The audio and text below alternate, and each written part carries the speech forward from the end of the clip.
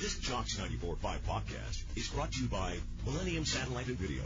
Log on to msbnow.com. TV excellence everywhere. That's Millennium. McElroy and Cubelic in the morning starts now. All right, welcome back in. McElroy and Cubelic in the morning. I'm going to go right to the Higginbotham hotline now.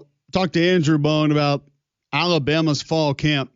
And an interesting write-up on Bray Hubbard that you had recently, Andrew. A guy on that side of the football that not a lot of people talking about. Not a lot of people looking at to be either an impact player or somebody who can really help this defense take strides. Based on your conversations, why do you think he is going to be an integral part of this defense this coming season for Alabama?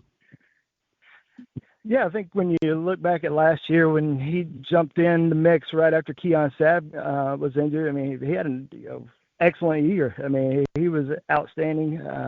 Those last 4 or 5 games of the year, made a big impact, but now we're starting to see that growth. And, not just from talking to Bray, but talking to Alabama defensive backs coach Mo Linquist the other day. I asked him, who were 2 guys who had really kind of taken, that next step, taking it to another level. And the first guy he mentioned was Bray Hubbard, from a leadership role, but also from a development role. Feels like he's going to be one of the biggest leaders on the defense this fall. And, you look back at Bray's career, he started out at Ocean Springs High School in Mississippi as a quarterback, was a 2-time Mr. Football Award winner in Mississippi at quarterback.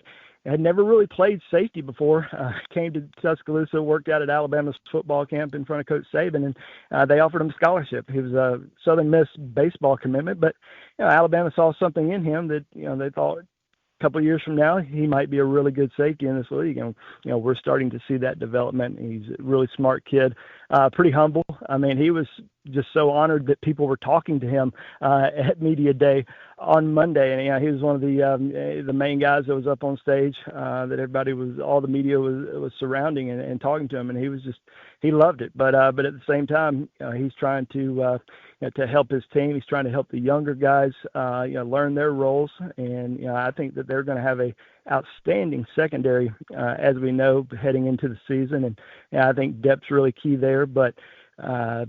Bray is, he's really developed into, I think, one of the best safeties, not only at Alabama, but in the league. Secondary, it was such a big question mark last year, Andrew.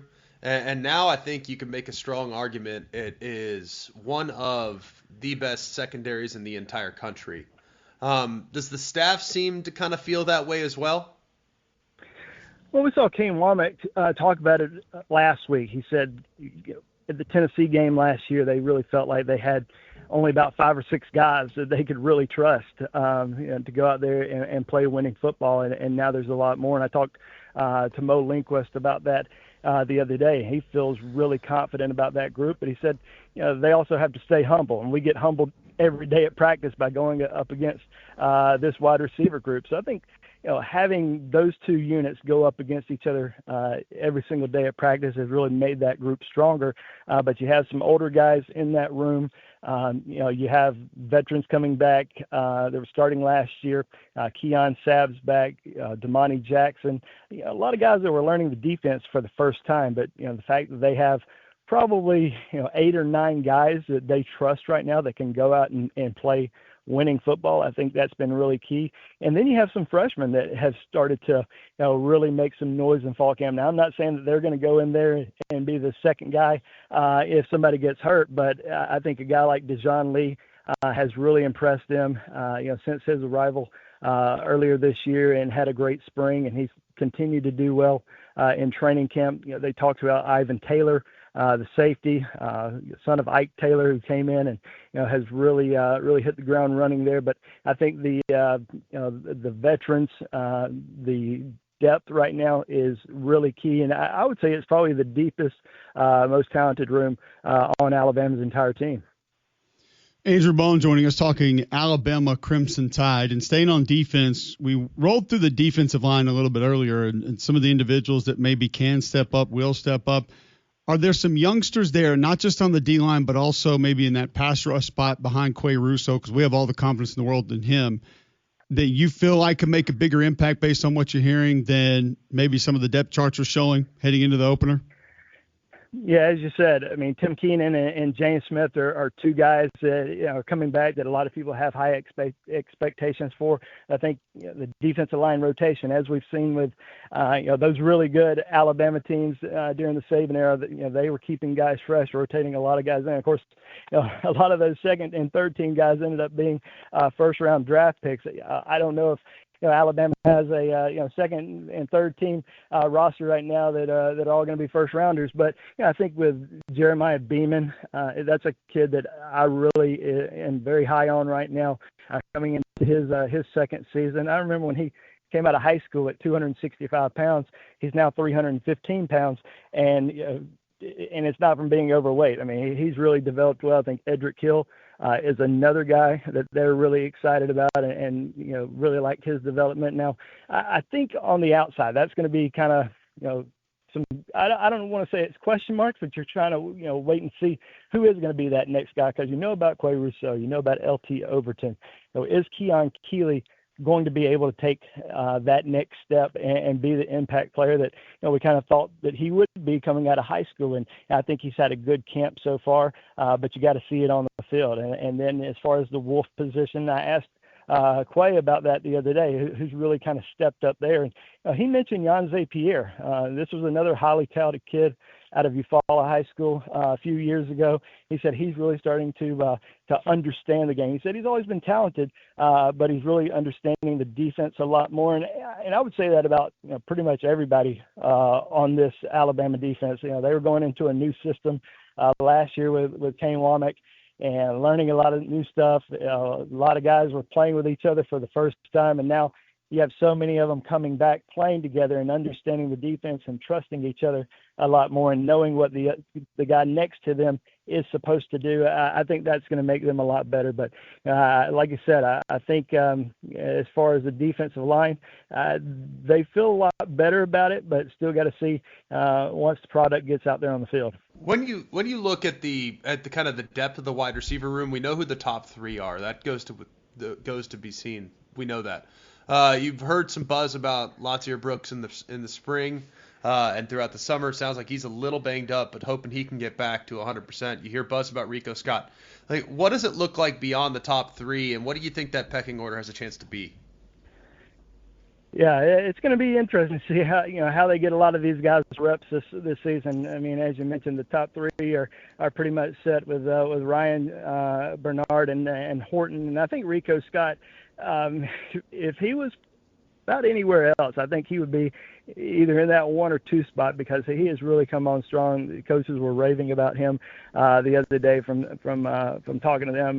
Talking to Mo Linquist, talking to Jamarcus Shepard, and even Ryan Williams said that that's the guy that he felt like has had the best summer and best fall camp. So Rico's certainly a guy that I think we're going to see on the field a lot. I'm interested to see Cole Adams, who started to kind of find a groove last year until he got injured. He's back to being 100%, so we're going to see him out there on the field. Jalen Hill is another guy that we're starting to hear more about coming off of his injury, but how's he going to be once he really gets into that live game action? But it's definitely a talented wide receiver room this season. Latsier Brooks that's the guy that everybody was talking about throughout the spring and summer, as you mentioned, but being out, this first week of practice, Coach DeBoer said it the other day that he didn't expect it to be a long-term thing, that he would be okay, but, missing these quality reps in fall camp, probably going to push him back a little bit. Still wouldn't be surprised if we saw him make some plays on the field this fall. Visiting with Andrew Bone, talking Alabama football. I know another position that I'm interested to get your thoughts in, Andrew, hearing about maybe some up-and-comers and where they will be. I think Jam Miller has a breakout year. We saw a little bit of Richard Young last year, but I like Dre Washington out of ULL, the Cajuns. That's the only way I'm allowed to reference them. But where is the running back room, as you've heard about it so far? Well, we saw Ryan Grubb, really talk highly of Jam Miller the other day. I can remember back in the spring and summer, a lot of people were saying, is Jam going to be the guy? Or, is somebody like Daniel Hill or Richard Young going to take that spot? It seems like he has secured that one spot. And, you have Richard Young, you have Daniel Hill. These are guys that are 220 225, 240 pounds that can come in there and just be bell cows for Alabama's running back room. But, Washington brings a little bit of a different speed there. I mean, he's got the juice. He's got some wiggle. He's also 218 pounds right now. So you got some really thick, physical running backs in Alabama's room. I'm kind of interested to see, what happens with some of these other guys. Does A.K. Deere, an incoming freshman, number 2 running back in the country, does he get some carries? We're starting to hear a little bit of buzz about him. Kevin Riley, who came in last year, it seems like he's sort of fallen off from that, top group, but, he's still there. And, you could easily see him potentially getting some carries late in games. But it's going to be really interesting with that top 4 and maybe even 5, how many carries they're going to get a game. But it certainly seems like Jam Miller is going to get, I don't know, I think it's going to be the bulk, but I also see, Daniel Hill, Richard Young getting plenty of carries, and you got to get Washington in there, who's had a really good fall camp as well. Andrew, we appreciate the time, man. Great stuff. Good catching up with you. Thanks for the insight on Alabama today.